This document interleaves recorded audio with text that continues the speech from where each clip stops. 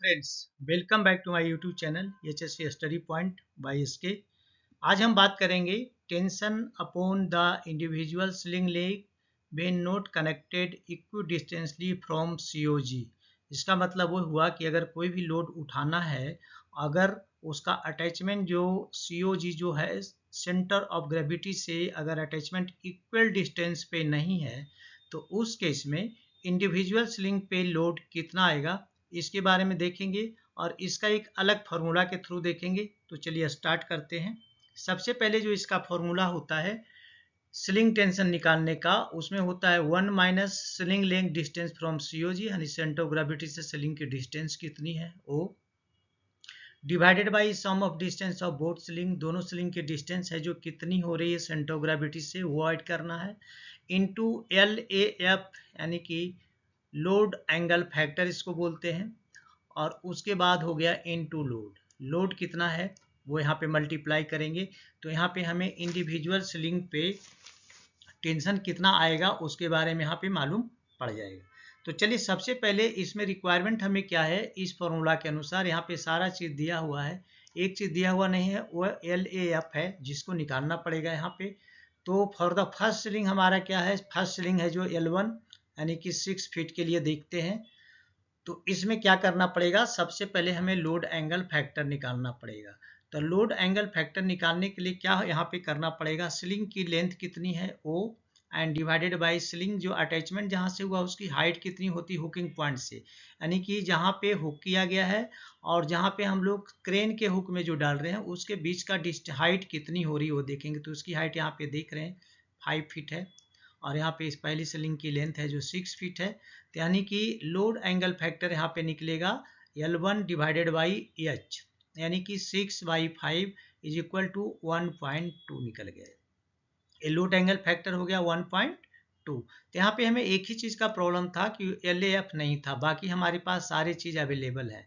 तो चलिए पहले स्लिंग के लिए देखते हैं।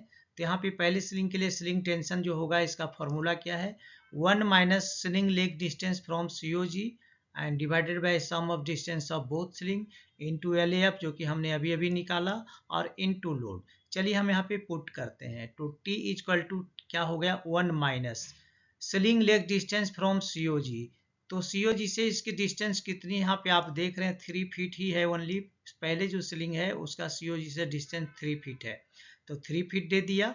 उसके बाद sum of distance of both sling, यानी COG से एक स्लिंग की डिस्टेंस 3 मीटर है जबकि दूसरे स्लिंग की डिस्टेंस 9 फीट है, तो दोनों को ऐड करेंगे कितना होगा 3 फीट प्लस 9 फीट 12 फीट, तो डिवाइडेड बाई 12 फीट कर दिया। ये ब्रैकेट क्लोज था, यहाँ पे देख रहे हैं आप, आपका जो फॉर्मूला उसमें ही है, इनटू लोड एंगल फैक्टर अभी आ गया तो हमने निकाला था 1.2, तो 1.2 कर दिया, और इनटू लोड, तो लोड हमारा कितना था 55,000। ठीक है, इसको जब हम कैलकुलेट करेंगे तो यहाँ पे आएगा 49500 kg। ये मैथमेटिकल चीज़ें इसको आप कैलकुलेट कर लेना, तो इसका यहाँ पे कितना आएगा 49500 kg। तो ये पहला स्लिंग क्या हो गया। अब उसी तरह हम अब दूसरे स्लिंग के लिए अगर निकालेंगे फॉर द सेकेंड स्लिंग जिसकी लेंथ यहाँ पे 10.5 फीट है, तो यहाँ पे LAF यहाँ भी निकालना पड़ेगा। तो लोड एंगल फैक्टर निकालने के लिए हमने क्या करेंगे, स्लिंग की डिस्टेंस, स्लिंग का लेंथ कितना वो देंगे एंड डिवाइडेड बाय यहाँ पे देख रहे हैं इसकी हाइट इसकी भी 5 फीट ही है, तो 10.5 हो गया एंड डिवाइडेड बाई 5 इस मतलब 2.1, इसका भी इसका है जो लोड एंगल फैक्टर आया। तो फार्मूला यहाँ पे सेम रखेंगे, स्लिंग टेंशन का फार्मूला जो अभी अभी मैंने बताया था 1 minus sling leg distance from COG and divided by sum of distance of both sling into LAF into load. तो यहाँ पे हमने इसको पुट कर दिया, 1 हो गया minus sling leg distance from COG, इसका कितना है डो का लिए 9 फीट है, तो 9 फीट यहाँ पे रख दिया, डिवाइडेड बाय दोनों स्लिंग का डिस्टेंस यहाँ 3 फीट यहाँ 9 फीट, तो दोनों ऐड के कितना होगा 12। यहाँ पर लोड एंगल फैक्टर है जो निकाले हैं 2.1 आया है, और इसकी वेट है जो 55,000 है। इसको जब कैलकुलेट करेंगे तो यहाँ पे आएगा 28875 kg। तो इसका मतलब यहाँ पे हमने देखा कि दोनों स्लिंग पे, स्लिंग 1 पे टेंशन कितना आ रहा है, स्लिंग 2 पे टेंशन कितना आ रहा है। तो एक चीज़ मैंने आपको पहले भी बहुत सारे वीडियो में बताया है कि जो लोड यानी जो स्लिंग सेंटर ऑफ ग्रेविटी से नज़दीक रहेगा उस पर लोड ज़्यादा आएगा, और जो स्लिंग सेंटर ऑफ ग्रेविटी से दूर रहेगा उस पर लोड कम आएगा। तो यहाँ पे हमने देखा है कि सेंटर ऑफ ग्रेविटी से जो पहली स्लिंग है वो नज़दीक है, ओनली 3 फीट डिस्टेंस पे है, तो इस पे लोड देख रहे हैं 49,500 kg आ रहा है, जबकि दूसरी स्लिंग की डिस्टेंस 9 फीट है सेंटर ऑफ ग्रेविटी से, तो इसलिए इसका वेट कितना आ रहा है 28,875 kg ही ओनली आ रहा है। तो इससे भी क्लियर हो गया।